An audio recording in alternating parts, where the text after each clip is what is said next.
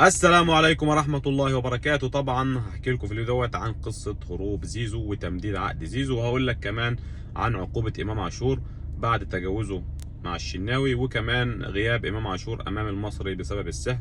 طبعا كلنا عارفين إن الزمالك أو زيزو ما لعبش مع الزمالك المباراة اللي فاتت أرتا سولار بسبب إن هو كان عنده إصابة زي ما طالع من نادي الزمالك، ولكن كل الأقاويل بتأكد ان زيزو ما لعبش مع نادي الزمالك ومش هيظهر مع الزمالك في المباراه اللي جايه بسبب ان زيزو له مستحقات متاخره وعاوز فلوسه من الاخر عشان يلعب. ده الكلام اللي طالع، والزمالك بيقول اللي اللاعب عنده اصابه، فهنشوف المباراه اللي جايه ايه اللي هيحصل.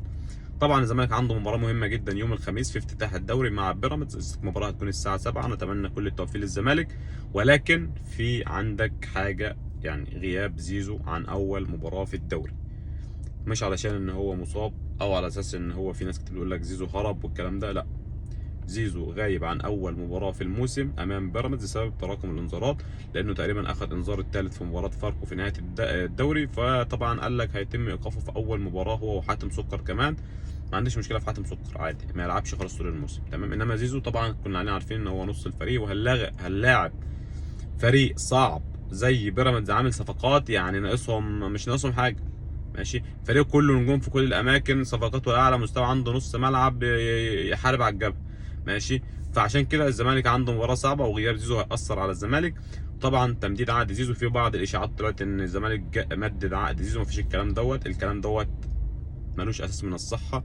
زيزو ما جددش عقده، ولا زيزو موجود في المنيا بشكل طبيعي. وطبعا زيزو بيتأهل في الجيم، وان شاء الله يعود للزمالك بعد مباراة بيراميدز ويتم حل الأزمة، لأن احنا عندنا مباراة صعبة أمام أرتا سولار. الزمالك مطالب فيها إن هو يفوز 3-0، فنتمنى إن كل اللعيبة تكون على قلب رجل واحد. وزي ما قلنا كلمتين لزيزو على جنب: العب، الزمالك مش هياكل فلوسك، ماشي.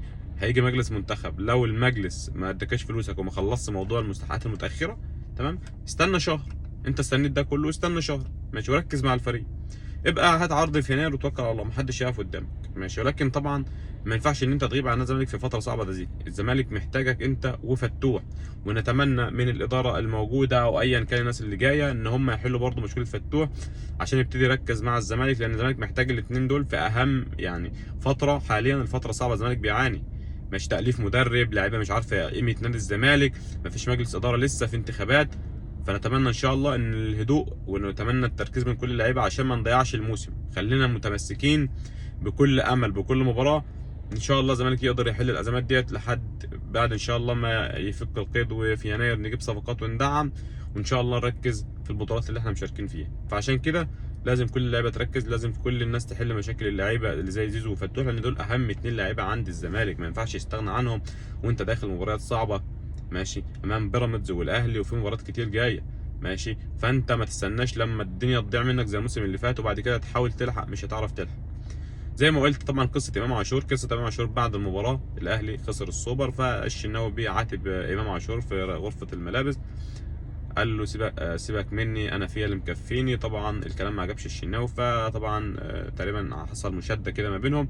فواحد يقول لك وانت، انا دخلت كل الاعلام طلع كده، وعشان كده تم توقيع عقوبة على إمام عاشور 100,000 جنيه من جانب خالد بيبو، ماشي، عشان الواقعة اللي حصلت أو المشادة اللي حصلت بين إمام عاشور والشناوي، لأن طبعا الشناوي يعتبر من كباتن الفريق، ماشي. فعشان الناس بتقول لك ما حصلش، لو ما حصلش طبعا، وشوبير أكد الكلام على الراديو النهاردة إن الأهلي وقع عقوبة على إمام عاشور 100,000 جنيه.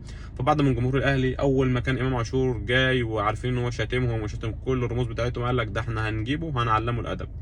فاحنا شايفين اهو التعليم زي ما احنا شايفين كده. طبعا عمل مشادة مع الشناوي ومش عاجبه حد من الاخر، ماشي. وزي ما مشهور كده هو متعالي على الفريق كله، يعني تخيل هو عارف ان هو شتمهم كلهم وتعاقد معاهم، ماشي. فمش هتفرق بقى الشناوي او ايا كان مين اللي هيتخانق معاه، ولكن امام عاشور ما متعلمش الادب زي ما جمهور الاهلي قال، ماشي. ما شفناش اي جديد، وعمل مشادة مع الشناوي.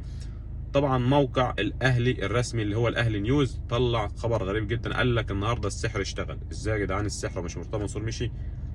اذا غاب مرتضى منصور فهناك 100 مرتضى منصور. ازاي كان مرتضى منصور كل ما يتغلب ماتش او يتعادل ماتش يقول لك السحر والشعوذه والحق يا سيد عبد الحفيظ وما اعرفش ايه وشبرا خيط.